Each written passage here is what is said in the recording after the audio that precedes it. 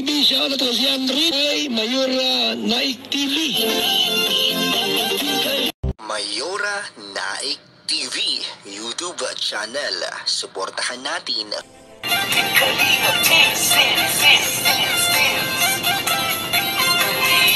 ang laging hanap-hanap, tumutulong sa kapwa at taong mahihirap. Ayan, mapagpalang araw po sa ating lahat. Ang nagbabalik ang iyong lingkod, Mayora Naik TV. At bago natin umpisahan ang ating reaksyon sa araw na ito, ay nais ko pong batiin ang ama ng Kalingap, Kuya Bal Santos Matubang, Ate Ina Vlogs, Kalingap Rab, at sa lahat ng mga Kalingap partners. Suportahan po natin ang kanilang mga YouTube channel at no skip ads po upang mas marami pa po silang matulungan ng mga kababayan natin na nangangailangan. At ngayon nga po, ang ating bibigyan na reaksyon sa araw na ito ay mapapanood sa YouTube channel ni Presbyrador.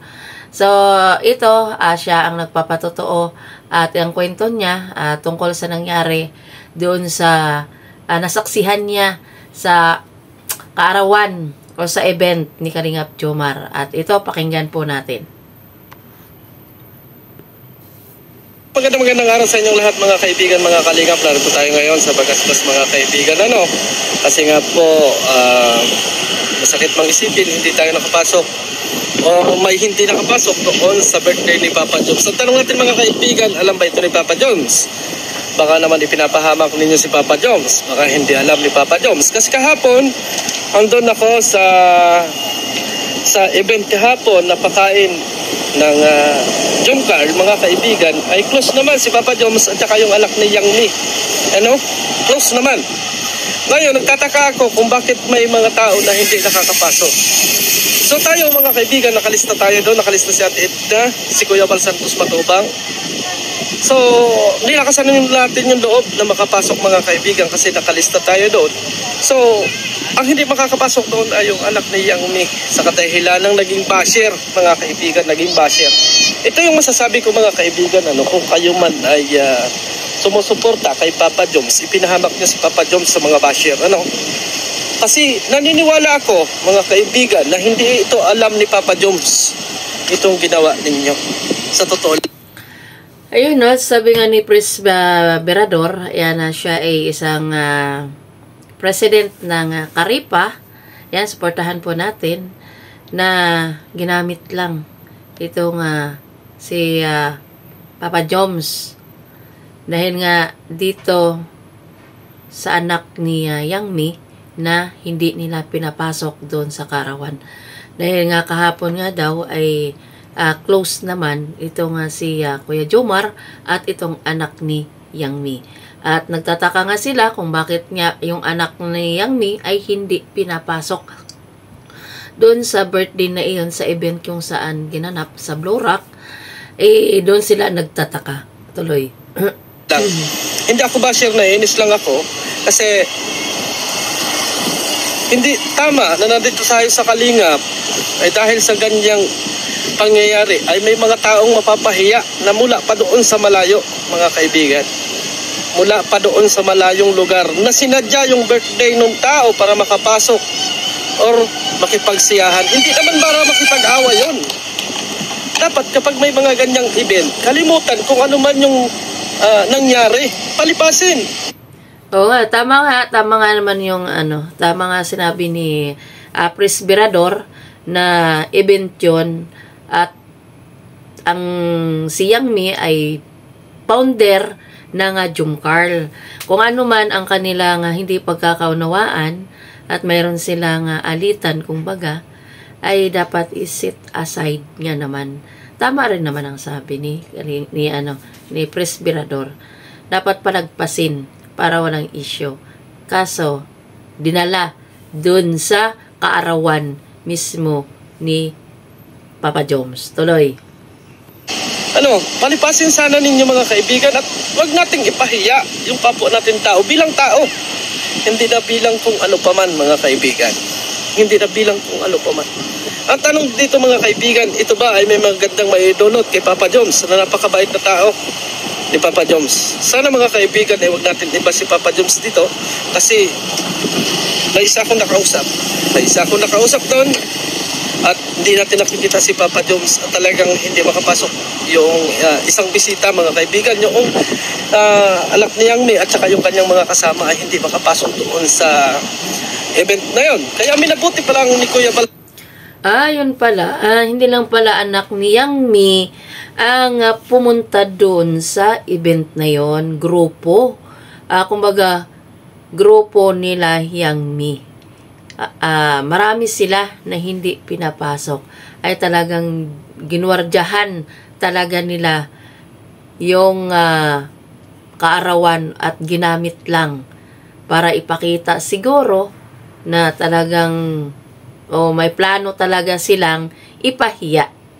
Tuloy.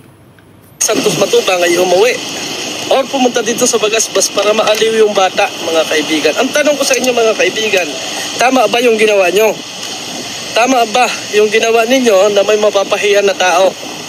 Ako dito, nagsasabi lang ako ng totoo. Ako naiinis. Naiinis talaga ako sa pangyayari. Nandun ako sa listahan. Salamat sa paglilista ninyo. Pero hindi natin kailangan yung lista ninyo kung meron naman kayong idadaw na tao. Sa totoo lang, ako naiinis sa totoo lang pagka may ganon. Dapat pag may mga ganyang event, yung mga nakalipas, ay nakalipas na yun na yun. Palipasin ninyo yung oras. Uy! Si Kuya Bobby, palabat nandito ka rin. Oh, sorry Kuya Bobby. At ako ay nakapagsalita kasi ako iyo po nung ganon. Ako prank ang tao ko, Kuya Bobby. Pasensya ka na. Ba't nandito ka pala? Andun ka rin kanina? Siyempre, parang hindi kasi maganda yung ganong gesture na ang isang founder ng Kalingap, hindi mo papasukin or ang pangit ng sitwasyon. Kaya sabi ko, dahil nga nag-walkout naman na si Kuya Bal, magsaysay, mag-stay ako doon. Siyempre, nasa Kalingap ang puso ko, dapat kasama ka ni Kuya Bal. Yan yung kasi hindi maganda pag nalamon tayo ng sistema ng pagbabangayan. Kaya nga, pero ang tanong ko dito ay, makakaganda pa para kay Papa Joms itong nangyari ito? Ay hindi, matik yan bro, hindi. Kawawa naman si Papa Joms dito. Bro, alam mo ba, ito sasabihin ko sa'yo, ina-inform ko si Rab, alam mo ba kung maliban kay Papa Joms masaya, si Kalinga Prab din nalungkot. Nalungkot din si Kalinga Prab. Bro, Papa niya yan bro, hindi pinapasok. Grabe talaga. Pasensya ka na Kuya Bobby at ikaw pala yung nagpaparking dyan ako ay nagsasabi. Okay lang yan bro. Sana wag po natin dalhin sa mga ganitong okasyon na kung tayo may mayroong hindi magkakaintindihan, wag ko tayong masapawan ng galit at puot at pati si Kuya Bal madadamay. Tama Kuya Bobby. Salamat. At nabising din ako yung anuhin mo rin tao. Pasensya ka na. At ako yung magsasalita dito. Kasi ayaw ko nung may tao na ganun, down. So ayan po mga kaibigan, at sumama din pala si Kuya Bobby TV dahil nagmukat na nga si Kuya Bal Santos Matubang. Kasi alam nyo ang ugali ni Kuya Bal Santos Matubang, Alam nyo ang ugali ni Kuya Bal Santos Matubang na ayaw niya na may maiiwan. Ayaw niya nung may maiiwan. Ang sa akin dito, dapat kagabi pa lang, dahil nagkasama-sama na tayong lahat mga kaibigan, ay dapat pinaunawa ninyo doon sa bata na wag ka nang pupunta rito kasi hindi kayo makakapasok. Hindi yung oras ng event. Oo nga, Bakit kaya, talagang gusto lang siguro ng grupong ito, ng mga sponsor ni Kuya Jomar, na ipahiya ang grupo ni Yang Mi at lalong-lalo na sa kanyang anak. Yun ang aking tingin dito Kasi sabi nga ni Presbyrador ay nagkita-kita di umano sila at okay naman. At sana pinaliwanag sa bata na wag nang pumunta kasi nga hindi siya makakapasok dahil wala yung kanyang pangalan. Pero hindi nila sinabi, hindi nila pinaliwanag sa bata. So ito ang nangyari ngayon. Pumunta ang bata kasama sina Kuya Bal. Ito, kumbaga, wala rin, useless din. So tuloy. At sinabi nyo kagabi na itong grupong ito ay hindi makakapasok bukas kasi basher namin kayo dati. Ay Diyos ko Lord, ay di dapat ay hindi na nakapunta yung bata, mga kaibigan. Ako, wala akong kinakampihan Doon sa mga naging away-away ninyo, ala kong pakialam. Ala kong pakialam kung ano pa man ang mga naging away-away ninyo. Ang naiinis ako, mayroong batang napahiya at nag-iiyak. Gusto nyo i-play ko pa yung video kung paano mag-iyak yung anak ni Yang Mi. Hindi ako nakampi, wala akong inakampihan. Ako nga naawa dito kay Papa Joms. dahil sa yung puputukan ng lahat dito. Sa yung kagagalitan dito ng mga viewers at yung mga makayangmi. Hindi mo lang natin inisip, mga kaibigan, mga kapatid. Hindi ko sinasabing kayo, ay bobo, pero bakit ganun ang nangyari? Bakit ganun ang nangyari? Hindi ako nagagalit dahil hindi ako nakapasok. As in, nakalista ako. Maraming salamat sa inyong paglista. Pero kung pipiliin ninyo, katulad ng mga bata na yun, at mga basher na yun, ang tanong ko dito, hindi maganda. Dapat pinapasok na lang ninyo kasi hindi naman taga-dait yun. Nagmula pa sa malayo yung tao. At hindi rin ito maganda para kay Papa Joms. Napakabait ng tao ni Papa Joms. Magkakasundo sila kahapon. Sa totoo lang, napakabait ni Papa Joms. Para sa akin. At wala akong problema kay Papa Joms. At sana, mga kaibigan, mga kalingap, yung makakapanood nitong ating video na to, ay huwag naman nating ibas si Kalingap Jomar. At pasensya na rin kay Kalingap Jomar, mga kaibigan, mga kapatid. At happy birthday sa'yo. Kasi alam ko na napakabuti mong tao at alam ko na hindi ka papayag na ganito ang nangyari. Pero wala tayong magawa. Okay lang yun. Sana sa sunod, mga kaibigan, kung ano pa man ang ibit na mangyari dito sa Kalingap, kung kayo ay may mga kaaway o kung ano pa man ang inyong alitan, huwag ninyong daanin sa mga ganitong bagay. Kasi ako mismo, mga kaibigan, makakalaban ninyo. Sorry. Ako ang makakalaban nyo. Kahit sino pa kayo. Babanggain ko kayo kasi hindi tama yun para sa akin. Hindi tama yun. Na meron kayong mga inasabi na basher-basher na yan o kung ano-ano pa. Ay dapat kagabi pa lang sinabi na ninyo kung ano yung dapat. Hindi yung kaurasan. Nakabihis yung bata. Nakabihis, mga kaibigan. Nakabihis. At umaasa na makaka-attend doon sa birthday. Oh, hindi naman makikipag-awa yun. Bata pati yun eh, kung away ninyo yung magulang, huwag ninyong idama yung bata kasi hindi alam nyo ng bata. Hindi alam nyo ng bata, nakakaawa. Nakakaawa yung bata, mga kaibigan. Sorry sa ating lahat, mga kaibigan, pero hindi ko kaya na hindi ako magsasalita kapag may mga ganitong nangyayari, mga kaibigan. Hindi ako pwedeng hindi magsasalita kasi ako mismo yung nakasaksi. At ako ay hindi naniniwala na alam ito ni Papa Joms, mga kaibigan. Sa totoo lang. Hindi ako naniniwala. Kaya pasensya na doon sa mga dyan, sa mga ng event na yan. Pero sana wag na ninyong ulitin. Wag na ninyong ulitin yung mga ganyang bagay kasi hindi maganda. No? Hindi maganda para sa akin. Mababas ko talaga kayo, mga kaibigan, kapag inulit pa ninyo yan. At sana wag maulit.